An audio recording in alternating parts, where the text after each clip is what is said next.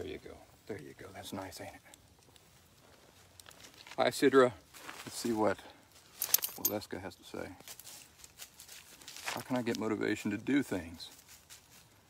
I'm not sure if I'm just lazy or what. It's hard to do anything I love without feeling. Hang on a second here. Without feeling exhausted. You seem to be really motivated to do anything. Well, you know, a while back I was talking about motivation. And often, I'm not saying all the time, but often, motivation comes down to whether or not we really believe a thing's possible. You know, if you believe a thing is just impossible, or not even just impossible, if you think it's irrelevant, then you really won't be able to find a motivation that is sustainable to do that thing. But on the other hand, if you are convinced that you are not engaged in a pointless activity, I mean, if you really believe that what you want to do is possible, or that it's relevant, that it's really relevant, then that'll help you find the sustainable motivation. Because, you know, it's really not an issue about motivation, right? It's about motivation that's sustainable, right? I mean, I can muster up the motivation to go on a 100-mile run. That motivation will wane, and I'll probably lose it after about the first 2 miles. So when we're talking about motivation, we're really talking about motivation that's sustainable. And in order for it to be sustainable, you have to believe that you're not involved in an irrelevant or an impossible task. And I like to talk about pyramids. You know how they built the pyramids? One block at a time. You know, so sometimes just getting started and just moving that one block into place, once it's there, you go, well, that wasn't too bad. Maybe I'll go ahead and move another one in there.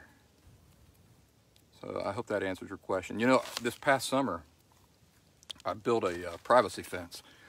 I've never done that before in my life. So what I did was I said, well, what I'll try to do is just that section, this section right here. We'll see how it goes. If it's too much work, or if it's too hard, or if I get in over my head, I can always call somebody in, but I can at least get started and try this one little bit here. Well, by the time I did that one little bit, I said, well, I know what I'm doing now. Might as well just finish the fence.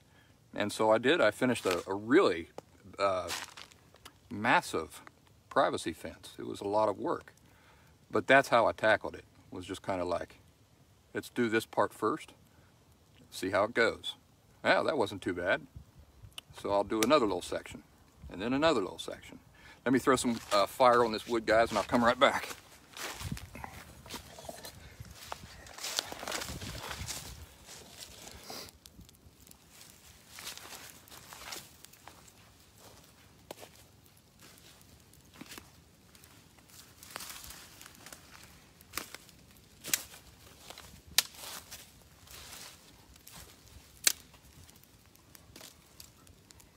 By the way, I realized that I just said I'm going to throw some fire on this wood.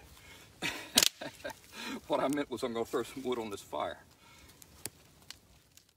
Orange Slices are brief highlights from the Last Symptom podcast. Subscribe to full audio episodes of the show on any major podcast platforms such as Spotify, Pandora, iTunes, Amazon Music, and more. While I've got you chewing on that, like this video, pretty please. Might as well press subscribe while you're at it.